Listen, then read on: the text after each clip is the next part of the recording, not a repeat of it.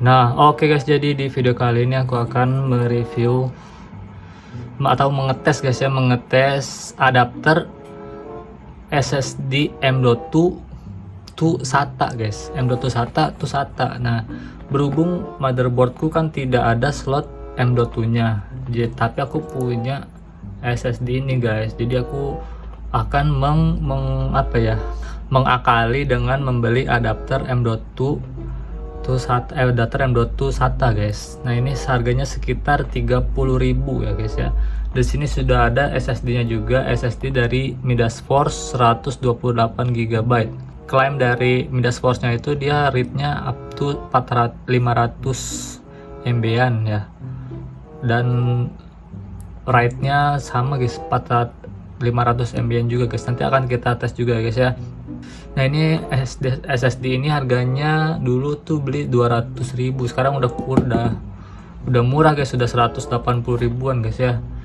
Nah, ini ada adapternya. Nah, jadi kita tinggal colok aja ke sini guys, adapter M.2 SATA-nya. Nah, ini khusus M.2 SATA ya, bukan buat yang NVMe, yang tuh PCI Express itu nggak bakalan bisa kedetek guys. Kalau mau yang PCI Express itu beda lagi, tuh harganya lebih mahal, sekitar 100 ribuan guys ya. Tapi kalau yang ini cuma 30.000 aja guys. Ini kita dikasih baut dari sononya, dikasih baut kecil ini, kita langsung masukkan ke sini bautnya. Nah, terus di bawahnya itu kita dikasih seperti ini guys. Kita colok putar-putar di sini guys ya. Nah, kalau berasa udah kencang, udah aman. Nah, sekarang kita tinggal colokan ke motherboardnya guys. Berhubung tidak ada slot M.2 nya guys, kita akan memasang di slot SSD guys. Nah, sekarang kita akan memasang di sini guys. Ini adalah slot buat SSD. Berhubung aku nggak pakai SSD yang 2,5 cm, aku pakainya ini aja guys ya, adapter. Nah, ini kan seperti ini guys, harusnya buat slot SSD ini kita bisa lurusin aja gini guys ya. Kita lurusin begini. Nah, terus di dalam sini masukin baut, dari dalam masukin baut, terus kita tinggal seperti ini guys. Mana ya?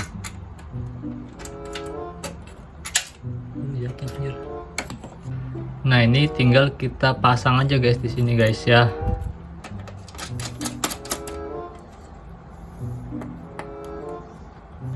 Nah, udah tinggal kita colok SATA dan kabel power SATA-nya guys.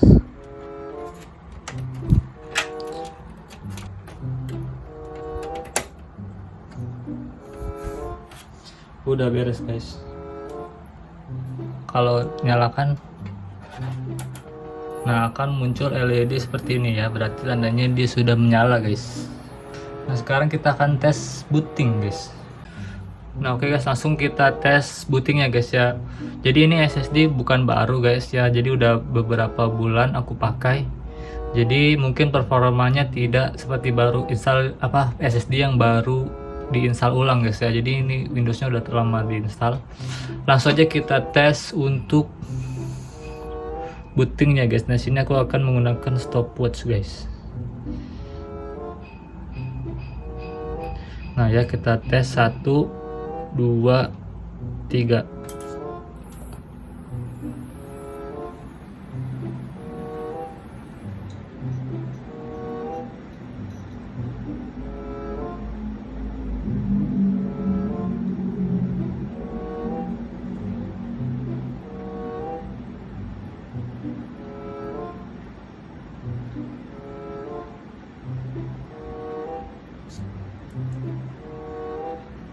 Dua 24 detik.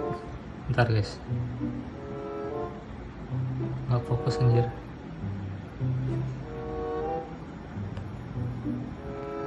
Nah, 24 detik, 24,3 detik guys ya. Untuk bootingnya itu kalau segini menurutku sudah terbilang cepat guys ya, di bawah 30 detik. Karena biasanya kalau harddisk biasa itu sekitar 1 menit guys buat bootingnya doang. Nah, sekarang kita akan mencoba untuk uji kecepatan read dan write-nya. Nah di sini udah ada kristal disk marknya. Terus kita cari yang C, ya ini yang C. Terus 1 giga.